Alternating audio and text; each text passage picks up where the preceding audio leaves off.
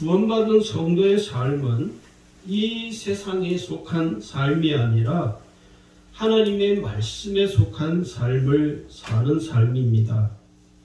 그래서 우리는 구원받은 성도로서 하나님의 말씀에 의한 삶을 살아가기 위해서는 우리가 주의 말씀 안에 거하는 확신이 있어야 합니다. 내가 주의 말씀 안에 거하는 확신이 없으면 우리는 여전히 예수를 믿는다 하지만 여전히 신앙생활에 우리의 삶에 어려움을 당할 수밖에 없다는 것입니다. 그래서 이 어려움을 당할 때 우리의 삶의 문제를 해결할 수가 없게 되는 것이죠. 그러므로 오늘 우리가 왜 말씀 안에 거하지 못할까 하는 우리의 이유, 우리가 말씀 안에 거하지 못하고 살아가는 우리 자신의 모습을 우리가 객관적으로 좀 들여다볼 수가 있어야 합니다. 말씀 안에 거하지 못하는 그 이유는 첫 번째는요, 구원의 은혜가 자주 흔들리기 때문입니다. 내가 구원받았는데도 불구하고 내가 구원받은 이 구원의 은혜가 심하게 흔들리는 것이죠. 우리는 생각할 때 구원은 한번 받고 끝나면 참 좋잖아요. 그런데 이 구원받은 이 은혜가 너무 자주 심하게 흔들리는 것을 또 보게 됩니다. 요동하게 되고, 그래서 구원의 은혜가 흔들리다 보니까 어떤 일이 벌어지냐면 믿음도 흔들리는 것이죠. 믿음이 오락가락하는 것입니다. 믿음의 확신도 없어지게 되고, 믿음의 확신이 없다 보니까 믿음으로 사는 것에 대해서 별로 그렇게 마음이 간절해지지 않는다는 것이죠. 그래서 구원받은 이 확신이 없기 때문에 우리에게서 나타나는 반응이 있습니다. 첫 번째는요, 자신의 믿음에 대해서 의심할 뿐만 아니라 다른 사람의 신앙도 의심하게 됩니다. 그런 경우를 보게 되죠. 어떤 사람이 이렇게 신앙 간증을 하는 걸 보면, 신앙 간증을 듣고서 어떤 사람은 이렇게 반응하는 사람이 있어요. 야, 참 귀하다. 하나님이 저분을 통해서 역사하시고 계시는구나. 이렇게 반응하는 사람이 있는가 반면에 또 이렇게 반응하는 사람도 있죠. 정말 그럴까? 나는 별로 저 사람의 간증이 별로 믿어지지 않는다. 정말 저 사람을 통해서 하나님이 역사할까? 의심을 하게 되는 것이죠. 자신의 믿음도 의심할 뿐만 아니라 다른 사람의 신앙까지도 의심을 하게 돼요. 또 두 번째는요, 주의 말씀을 온전히 믿지 못함으로 인해서 불신을 하게 됩니다. 목사의 설교를 듣고 성도들이 반응이 두 가지로 갈리죠. 한 반응은 하나님께서 오늘 목사님의 설교를 통해서 하나님 내게 말씀하시는구나, 내게 깨닫게 해주시는구나, 이렇게 믿는 사람이 있는가 반면에 대부분은 뭡니까? 좀 더 많죠. 설교를 불신을 하죠. 참 설교는 잘한다. 그런데 그 설교가 자기에게 아무런 관계가 없는 것이죠. 그냥 설교로만 듣고 그 설교를 하나님의 말씀으로 믿지 않는 것이죠. 불신을 하는 것이죠. 물론 설교자에 대한 불신도 있겠지만 그 설교 자체를 불신하는 것은 무엇이냐면 구원의 확신이 없게 되면 그런 반응을 나타내게 된다는 것입니다. 그리고 마지막으로 온전한 신앙생활을 지속할 수가 없게 됩니다. 여러분, 신앙이라는 건요, 내가 한번 구원받은 이 구원의 은혜가 얼마나 귀하고 감사합니까? 그래서 그 구원받은 그 구원의 은혜를 따라 우리는 살아가죠. 그 구원받은 은혜를 따라 살기 때문에 신앙생활이 온전하게 될 수가 있죠. 그런데 그 온전한 신앙생활에 문제가 생기죠. 어떨 때 구원의 확신이 없을 때에는 이 온전한 신앙생활을 지속할 수가 없게 됩니다. 그래서 구원받은 구원의 확신이 없으면 교회는 다닐 수는 있습니다. 교회에는 다닐 수는 있지만 신앙생활에는요, 어려움을 당할 수 있다는 것을 우리가 잘 깨달아야 됩니다. 오늘 성경 우리에게 뭐라고 말하냐면 구원받은 그 은혜를 빼앗을 자가 없다라고 성경은 우리에게 말씀하고 있습니다. 요한복음 10장 28절에 보시면 내가 그들에게 영생을 주노니 영원히 멸망하지 아니할 것이요 또 그들을 내 손에서 빼앗을 자가 없느니라.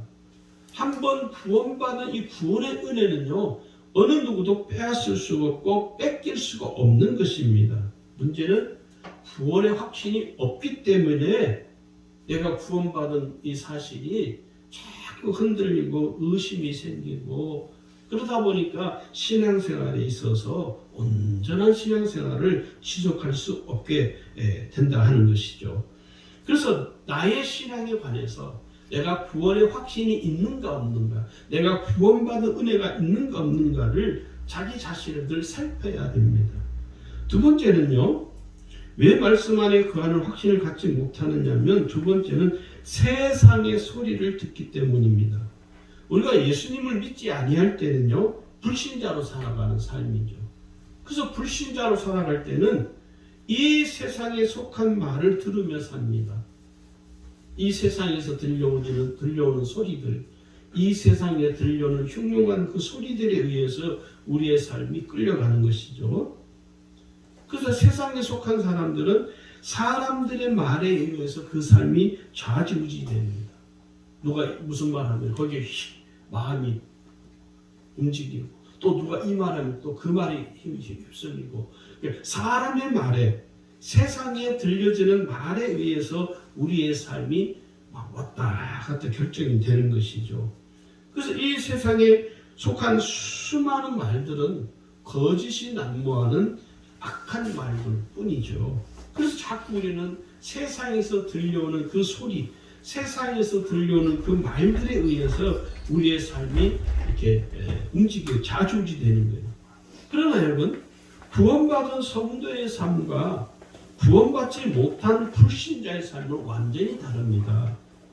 구원받은 성도는요, 이 세상에 속한 말을 듣지 않고 주의 말씀을 듣는 사람들입니다. 이 세상에 속한 소리에 의해서 움직이는 것이 아니라 주의 말씀에 의해서 움직이는 사람들이 바로 구원받은 성도의 삶이에요. 그런데 여전히 주의 말씀을 듣지 않고 여전히 세상에 속한 말을 듣기 때문에 주의 말씀 안에 거하는 확신이 생기지 않는 거예요. 주의 말씀 안에 거하는 확신이 없기 때문에 자꾸 세상에서 들려오는 소리에 자기의 삶을 끌려갈 수밖에 없게 되는 것이죠.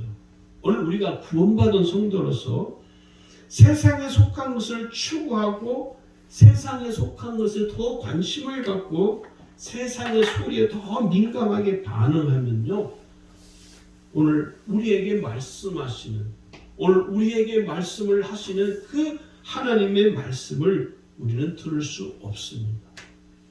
세상에 속한 자는 세상의 소리를 듣고 그 소리에 이끌려 살아가지만 하나님께 속한 자는 하나님의 말씀을 듣고 하나님의 말씀에 이끌려 살아가야 됩니다. 할렐루야. 이번 주 총회 입법회를 했어요. 두 번 갈 그건 아니더라고. 너무 힘들어서 하루 종일 그 회의장에 앉아가지고 간부 회장이 이제 가결을 물어요. 그러면 나는 찬성할 것이냐 반대할 것이냐 버튼을 누르는 하루 종일 그것만 하다가 왔습니다. 그런데 제가 그 총회 입법에 이렇게 참석하면서 총회 입법에 목회 은퇴하기 전까지 총회 입법에 참석 못하고 은퇴하는 목사님도 수두룩합니다. 우리 감리교회 이것도 바꿔야 된다고 저는 생각해요. 어떤 그 이야기는 아니지만 입법에 이렇게 참석하면서 가장 우리 감리교회가 참 그래도 조금 좋은 교단이다 하는 생각을 갖게 된 게 한 가지가 다 있습니다. 그게 뭐냐면 지금 선교사들이 그 코로나로 인해서 국내로 많이 들어와 있습니다. 그 현지에서 사역할 수 없는 지경이 있어서 선교사들의 의도와 상관없이 한국에 지금 많이 들어와 있어요. 그리고 실제로 지금 현재 있는 선교사들이 큰 어려움이 많습니다. 본국에서 한국에서 지금 후원하는 것들이 다 끊겨지고 여전히 뭐 한국 교회도 어려우니까 선교사들도 어려움이 많을 수 없죠. 근데 이번에 결정을 한 게 뭐냐면 통과된 게 0.3%를 부담금을 각 교회 부담금을 책정을 해서 세계 선교사 기금을 마련하는 그게 한 2년 하면 한 30억이 마련이 된대요. 그것을 이번 입법의회에서 통과가 됐습니다. 목사님들이라고 제가 볼 때는 장로님들이 돈에 대해서 민감하거든요. 목사님들도 그렇고. 근데 왜냐하면 그거는 이제 본 교회들이 다 재정적인 부담을 해야 되는 거예요. 근데 아마 감독회장님 생각으로는 이게 반대가 심할 것이다. 그렇게 예상을 했던 것 같아요. 그런데 의외로 쉽게 통과가 됐습니다. 그래서 이제 다음 2년 동안은 모든 전국에 있는 교회가 부담금 0.3%를 내야 돼요. 그걸 보면서 제가 어떤 마음이 들었냐면 물론 한국 교회도 어렵지만 여전히 선교에 대한 그 마음들이 우리 감리교회가 식어지지 않았구나. 저는 그걸 보면서 참 은혜로웠습니다. 선교사들을 위해서 선교 현장에 뛰고 있는 그들을 위하여 와서 병에 걸리거나 질병에 걸리면요. 지금 감리교 안에서는 선교 기금이 없어서 그 선교사들을 치료할 수가 없어요. 돈이 없기 때문에. 그런데 그것을 이번 총회 입법의회에서 통과가 되어서 이제 약 한 30억의 기금이 마련이 되면 그 선교사들이 한국에 본국에 들어와서도 쉴 수 있고 또 질병을 얻을 경우에는 질병을 치료할 수 있는 이제 계기를 발판을 마련을 해준 거예요. 저는 그게 참 우리 감리교로서는 정말 아직까지 감리교가 그래도 살아있다. 정말 은혜로웠다. 저는 그렇게 생각이 들었습니다. 그래서 이렇게 입법에 참석하면서 피곤하지만 그 한 가지 그 일을 보면서 제가 이 피곤이 그래도 조금 사라지는 그런 체험을 했습니다. 참 귀한 것이죠. 그래서 같이 이렇게 식사하면서 목사님과 같이 이야기하는 중에 다 그러는 거예요. 반대가 심할 줄 알았는데 이렇게 쉽게 통과가 돼서 얼마나 감사한지 모르겠다고. 여러분 오늘 우리가요 세상에 들려오는 소리를 따라 살면 우리의 삶이 참 피곤해지죠. 그런데 우리가 세상의 소리에 이끌려 살아가지 않고 하나님의 말씀을 듣고 그 말씀에 이끌려 살아가게 되면 오늘 우리의 삶은 온전한 삶을 살아갈 수 있다 하는 말씀을 드리는 것입니다. 할렐루야. 세 번째는요. 주의 말씀을 청종하지 않기 때문에 오늘 내가 말씀 안에 거하는 확신이 없는 것입니다. 하나님께서는요 말씀을 통해서 역사하시거든요. 하나님께서는 말씀을 벗어나지 않습니다. 그래서 말씀 안에 거하는 확신이 분명하지 못하면 하나님의 말씀을 청종하지 않아요. 귀를 기울여 듣지 않는다는 거예요. 하나님 말씀을 청종하지 않기 때문에 어떻게 됩니까? 하나님의 말씀을 건성으로 듣는 것이죠. 건성으로 듣다 보면 그 믿음이 온전한 믿음이 될 수가 없다는 것입니다. 말씀이신 하나님께서는요, 오늘도 지금도 우리에게 말씀하십니다. 그러므로 우리가 주의 말씀을 잘 들으려는 적극적인 말씀을 내가 잘 들으려고 하는 그 말씀을 내가 수용하려는 믿음의 태도를 갖고 말씀을 들어야 됩니다. 하나님 말씀을 들을 때 그 말을 내가 잘 수용하는 이 태도를 가지고 들으려고 해야지 수용하지 않고 거부하려고 하는 이 태도를 갖고 들으려고 하면요 말씀이 귀에 하나도 들어오지 않습니다. 사람과의 대화도 그렇잖아요. 우리는 마음속에요. 어떤 상대방에 대해서 거부하는 마음이 우리 마음에 딱 자리 잡으면요. 그 사람이 무슨 말을 해도 다 싫어요. 그죠? 내가 어떤 상대방에 대해서 그 사람에 대해서 싫어하는 마음이 내게 눈꽃만큼이나 있으면요.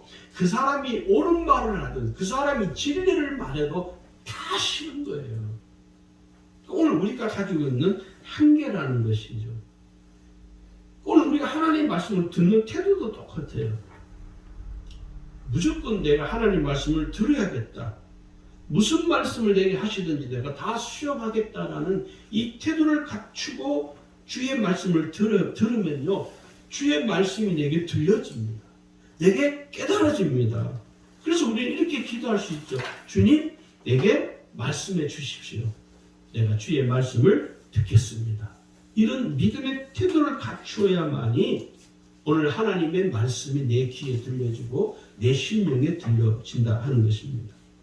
우리가 말씀 안에 거하는 확신을 갖고 살아야 되는데 이 말씀 안에 거하는 확신을 갖고 산다는 건요. 곧 믿음의 삶을 살아가는 것을 말하는 것입니다.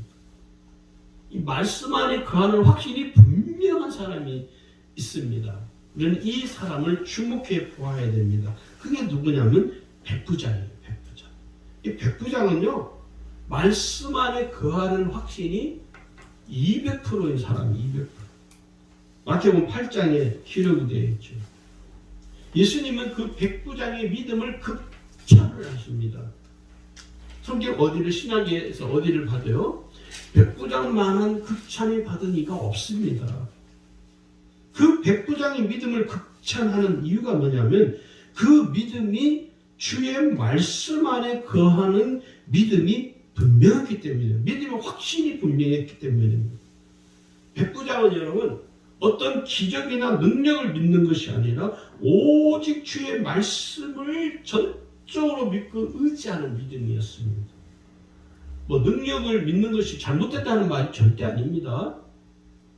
어떤 기적을 믿는 게 그게 잘못됐다는 뜻이 아니라 어떤 기적을 믿고 어떤 능력을 믿는 것보다 더 중요한 게 뭐냐면 주의 말씀을 믿는 것이 더 중요하다는 이야기를 지금 하는 것입니다.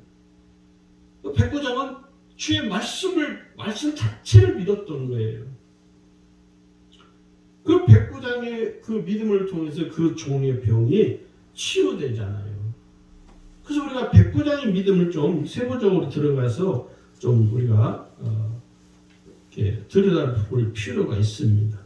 이 백부장의 믿음은요, 영적 수준이 남다릅니다. 어떻게 알 수 있냐? 이 백부장은요, 예수님을 전적으로 믿는 그 믿음이었습니다. 그래서 이 백부장이 예수님께 와서 고쳐달라 한 것이 아니라 거기 마태복음 8장에 보면요.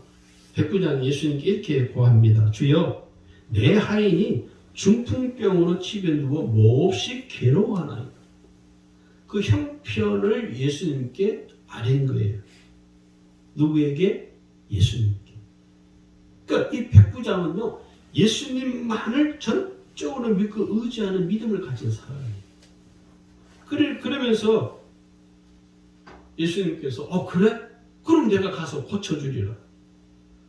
그때 백부장의 믿음이 진가가 여기서 나타나요. 8절에 백부장이 이렇게 대답합니다. 주여, 내 집에 들어오심을 나는 감당하지 못하겠사오니 다만 말씀으로만 하옵소서. 이 수준이 다른 거죠. 수준이 달라요. 말씀으로만 해달라는 거예요. 가서 고쳐준다고 말씀하시는 그 주의 말씀에 대해서 백부장은 그래요? 어서 가십시다. 이게 아니에요. 우리 같으면 어서 가십시다. 백부장은요, 주님이 내 집에 오시는 것도 감당할 수 없습니다. 왜? 만왕의 왕이신데 그 만주의 주가 되는 그 주님이 자기 집에 초라한 자기 집 오는 것을 자기는 감당할 수 없다는 거예요. 굳이 예수님이 안 오셔도 예수님이 지금 여기서 말씀만 하셔도 내 하인의 병이 나을 수 있다는 믿음의 확신이 확고한 믿음이었다는 거예요. 수준이 다른 것이죠. 그러면서 이 백부장이 이어서 하는 말이 뭐냐? 9절에 가면요. 나도 남의 수하에 있는 사람이여 내 아래에도 군사가 있으니 이더러 가라 하면 가고 저더러 오라 하면 오고 내 종도로 이것을 하라 하면 하나이다. 이게 무슨 의미가 있느냐? 백부장은요. 예수님께 전적으로 순종하는 믿음을 가진 사람이에요. 예수님께 전적으로 순종하는 믿음을 가진 사람. 그래서 그 백부장의 믿음은요.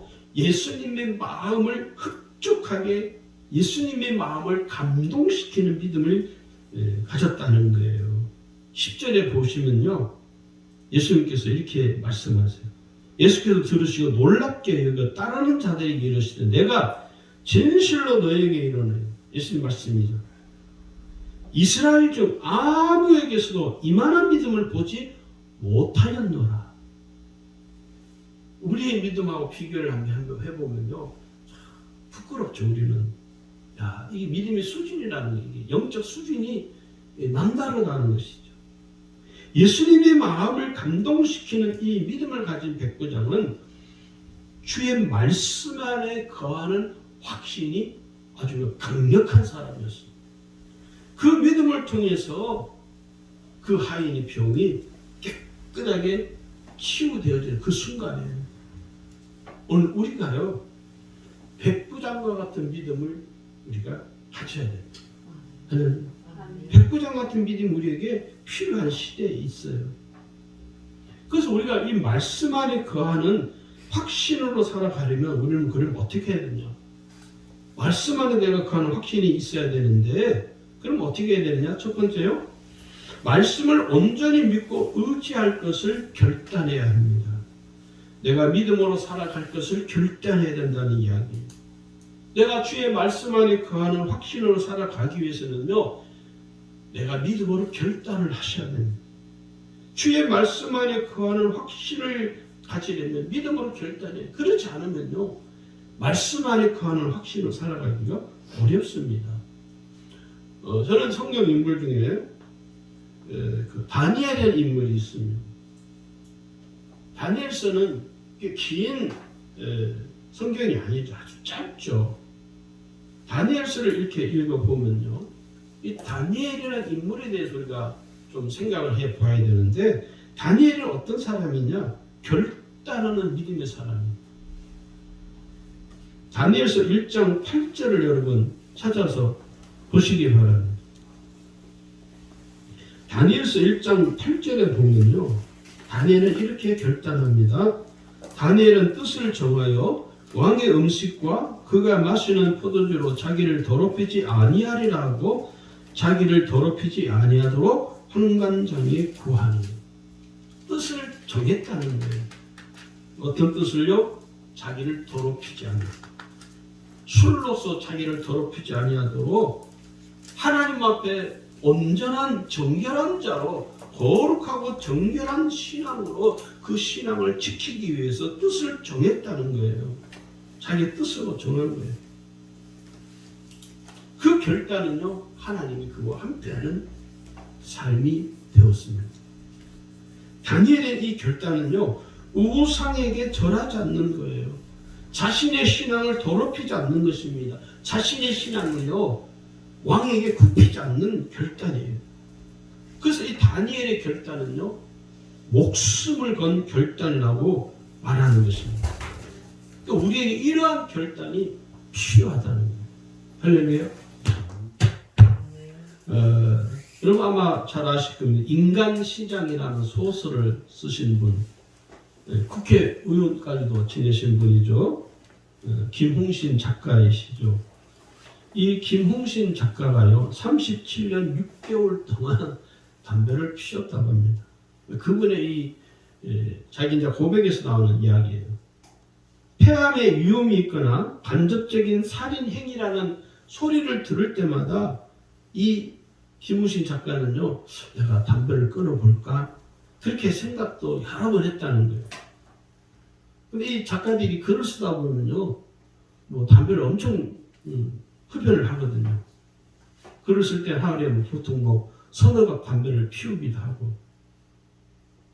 얼마나 담배를 좋아했던지 이 사람은요, 그런 수필도 썼어요. 죽는 날에도 담배를 입에 물고 죽겠다라는 수필까지 쓴 사람이에요. 그러던 이 작가가요, 김웅희 작가가 어느 날 그렇게 좋아하던 죽는 날까지도 담배를 피우겠다고 했던 이 작가가 담배를 끊는 계기가 생깁니다. 그게 뭐냐? 그의 스승께서 던진 한마디 말에 정신이 번쩍 들어서 담배를 끊게 돼요. 그 스승이 건넨 말이 이런 말입니다. 쥐는 쥐약인 줄 알면 먹지 않는데 사람은 쥐약인 줄 알면서도 먹는다. 또 이런 말도 했어요. 아주 뜨거운 물잔은 얼른 내려놓으면 되는데 붙잡고 어쩔 줄 모르니 될 수밖에 없다. 이 이야기를 듣고 스승으로부터 이야기를 건네 듣고 그가 마음에 결단을 하는데 세상을 끌고 가도 시원찮은데 내가 담배한테 끌려 다니다니. 그래서 그는 37년 6개월간 쥐고 있던 물잔을 내려놓았다는 거예요. 그가 이렇게 처음에는요 6개월 동안은 금단 현상으로 너무 어려웠다는 거예요. 그리고 의미 있고 보람되고 그 일을 하기 위해서 자기가 백해무익한 남에게 해를 끼치는 담배에 절대로 끌려다니지 말자고 결단했다는 거예요. 마지막까지 피우던 담배갑과 일회용 라이터를 눈에 잘 보이는 곳에 몇 년 동안 놓아두고 그 담배가 눈에 보여도 피우지 않아야 끊을 수 있다는 생각 때문에 그걸 이렇게 눈에 잘 보이는 곳에 두었다는 거예요. 그래서 그가 이런 말을 해요. 저는 이 말이 참 우리 신앙인들에게도 참 필요하다 생각해요. 이렇게 김용순 작가가 이런 말을 했습니다. 독극물을 삼키는 사람이 독한 사람인지 어찌 버린 사람이 독한가? 그 독극물을 마시는 사람이 독한 사람이라는 거예요. 오늘 여러분 이 작가는 결단한 거예요. 더 이상 내가 독극물을 마시지 않아야겠다는 결단. 결단하지 않으면요 끊을 수 없는 거예요. 담배가 아무리 백해무익한 것이지만 독극물을 삼키는 것처럼 보여지는 그 독극물을 자기가 지금 얼마나 많은 사람들이 마시고 있습니다. 자기가 결단하지 않으면 끊을 수 없다는 거예요. 담배 중독에서 벗어나기 위해서 결단하는데 여러분 하물며 우리는 살아계신 하나님을 믿는 사람들이잖아요. 오늘 우리가 위대하신 그 살아계신 하나님을 믿는 사람으로서 그리스도인으로서 지금 우리에게 필요한 게 뭡니까? 다니엘과 같은 뜻을 정한 결단이 우리에게 필요한 시대에 있습니다. 할렐루야. 내 신앙의 독극물이 되는 것을 더 이상 삼키지 말고 내 신앙의 독극물들을요 과감하게 버려야 돼요. 그래야 내가 결단할 수 있다는 거예요. 할렐루야. 두 번째는요 말씀에 순종할 것을 결단해야 합니다. 순종하는 신앙은 하나님께서 가장 기뻐하는 신앙의 모습이죠. 반면에 불순종은요 하나님께서 가장 싫어하는 겁니다. 이 불순종은요 하나님께 내가 대적하는 행위예요. 사실은.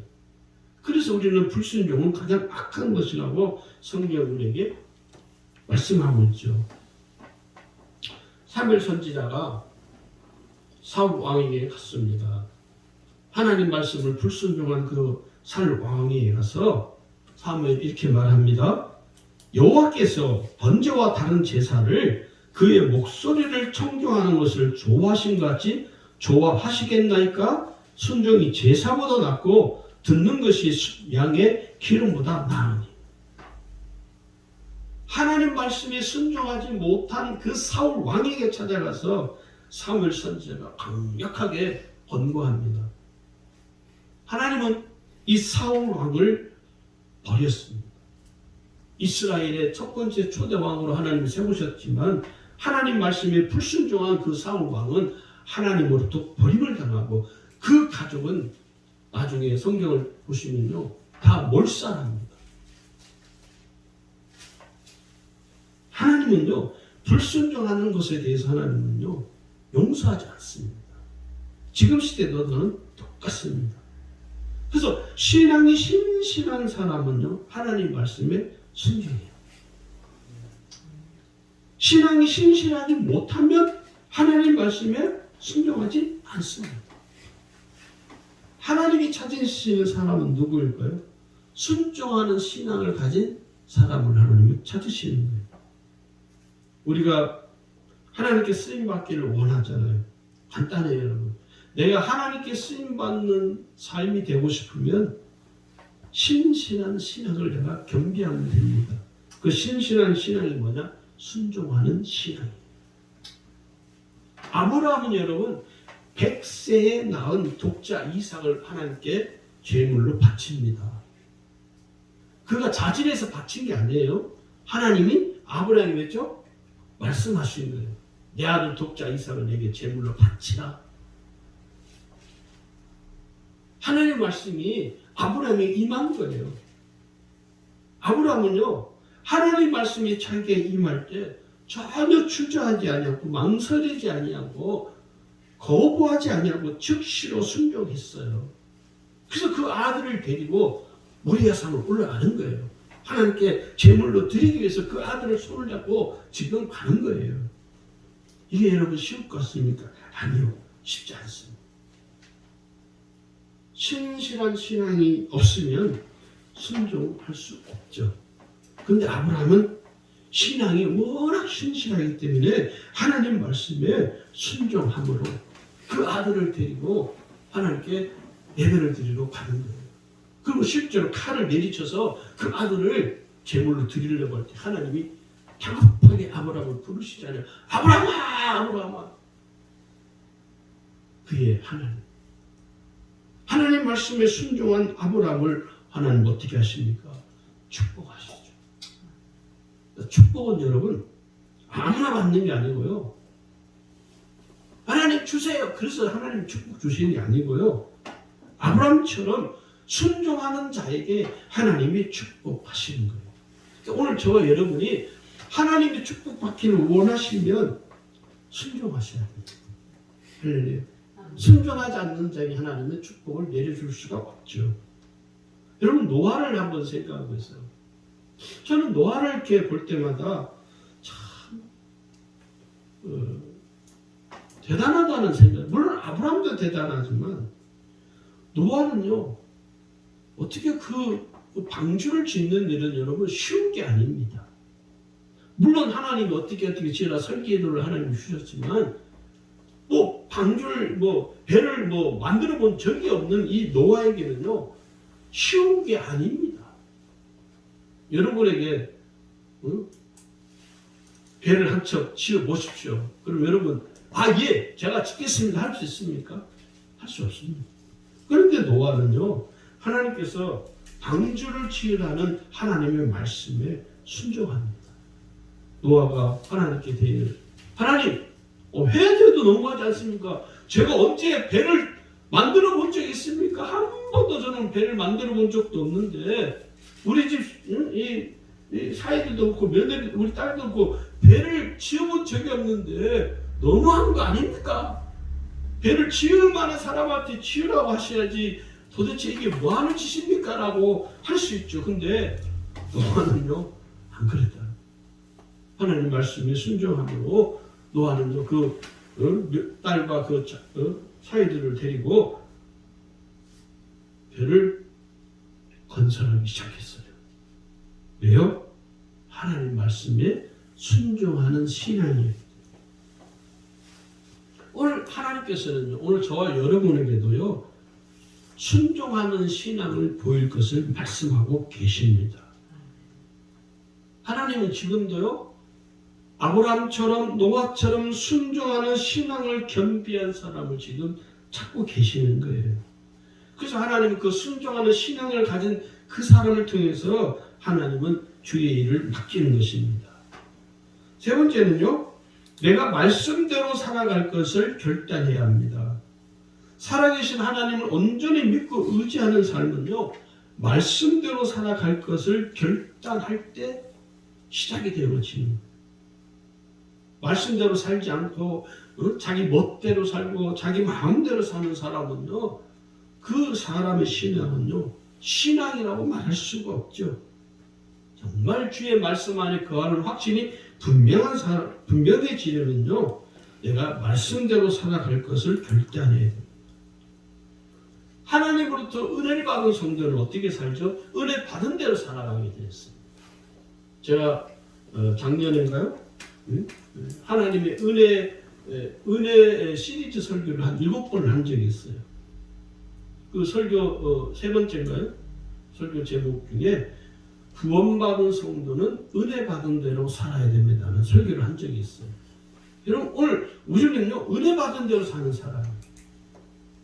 하나님, 오늘 우리가 내가 은혜를 받음으로 한 주간 사는 것이죠. 오늘 하나님 앞에 이렇게 우리가 주일 예배를 드리면서 하나님 내게 주신 은혜가 있잖아요. 그 은혜를 가지고 내가 한 주간 또 살아갈 힘을 얻는 것입니다. 할렐루야. 그래서 우리는 은혜 받은 대로 사는 사람들이에요. 은혜를 못 받으면 어떻게 됩니까? 우리의 삶에 문제가 생깁니다. 내가 은혜를 받아야 돼, 은혜를. 내가 은혜 받은 대로 살아가기 위해서는요, 말씀대로 살아가려고 애를 쓰셔야 됩니다. 오늘 여기 요한복음 5장 24절에 보니까요, 내가 진실로 너에게 이르노니 내 말을 듣고 또 나 보내신 이를 믿는 자는 영생을 얻었고 심판에 이르지 아니하나니 사망에서 생명으로 옮겼느니라. 우리는요, 사망에서 생명으로 옮겨진 자들이에요. 누구에 의해서? 예수 그리스도의 십자가의 은혜에 의해서. 그래서 우리의 삶은요, 말씀을 따라 사는 삶이 되어야 됩니다. 이건 슈라의 한 스토리입니다. 아우카 인디안에 의해서 순교를 당한 짐 엘리엇 선교사는 실제로 있었던 이야기죠. 그의 일기에 이 짐 엘리엇 선교사의 일기에 이렇게 기록이 되어 있습니다. 하나님, 내 생에 이 나태한 막대기들을 불붙여 주사 주님을 위해 타게 하시고 내 하나님이여 내 생애를 모두 쓰십시오. 내 생애는 주님의 것입니다. 나는 오래 살기를 원하지 않습니다. 오히려 주 예수님의 생애처럼 충만한 삶을 살게 해 주십시오. 그의 이 선교 일지에 그가 이렇게 기록했다. 자기는 오랜 생애를 살고 싶지 않다는 거예요. 예수님처럼 짧은 생애를 산다 할지라도 예수님처럼 살기를 원한다는 거예요. 그리고 실제로 그의 짧은 생애를 마치게 됩니다. 원주민들에 의해서 원주민들이 던진 창에 맞아 쓰러지게 되죠. 그리고 짐 엘리엇 선교사가 그렇게 세상을 떠난 이후에 그 지역 원주민들이 다 복음화가 됩니다. 실제로. 이 짐 엘리엇의 생애는 아주 짧았지만 그의 생애는 하나님 앞에서 가장 빛나는 삶으로 기억이 될 것입니다. 우리 속에 이 짐 엘리엇 선교사처럼 살고자 하는 하나님의 말씀대로 살고자 하는 몸부림이 있어야 된다는 이야기예요. 오늘 저는 이 짐 엘리엇 선교사의 삶이 오늘 우리의 삶에 큰 교훈을 주는 게 뭐냐? 우리는 솔직히 말해 뭡니까? 이 세상에서 오래 살고 싶어 하죠. 사람들은 100세를 이야기하죠. 오래 살고 싶어요. 그래서 오래 살기 위해서 건강하게 살기 위해서 정말 온갖 노력을 다 기울이잖아요. 오래 살고 싶어요. 여러분, 하나님 과연 오래 사는 것이 축복일까? 저는 아니라고 봅니다. 오래 살아서 하나님을 욕되게 하고 하나님의 영광을 살지 않는다면 그의 삶은 하나님 앞에 탔을 때 가장 중요한 삶이 될 것입니다. 짧은 생애로 산다 할지라도 주의 영광을 위해서 사는 그 사람은 비록 이 세상에서 사람들이 기억하지 않는 짧은 삶이지만 하나님 앞에 딱 섰을 때는 하나님이 가장 그의 삶을 빛나게 하나님이 인정해 줍니다. 여러분, 오래 사는 것이 예수가 아닙니다. 오래 사는 것이 과연 축복이라고 저는 생각하지 않습니다. 오래 살든 짧게 살든 중요한 내용이죠. 내가 하나님 앞에 다 섰을 때, 이 지금 엘리야 선교사는 하나님 앞에 섰을 때 하나님 그를 어떻게 보셨을까요? 아마 이렇게 그를 부를 거라고 저는 생각합니다. 착하고 충성된 종아, 너의 적은 일이 충성하였으니 나의 즐거운 잔치에 참여하죠. 오늘 저와 여러분의 삶이 하나님 앞에 섰을 때를 기억하시길 바랍니다. 오늘 주일 예배에 나오신 여러분 모두가 이 말씀 안에 거하는 확신이 분명해서 하나님 앞에 우리가 마지막 날 하나님 앞에 갔을 때 지극히 적은 일에 충성된 종이라 칭찬받는 삶이 되시기를 주의 이름으로 축원합니다.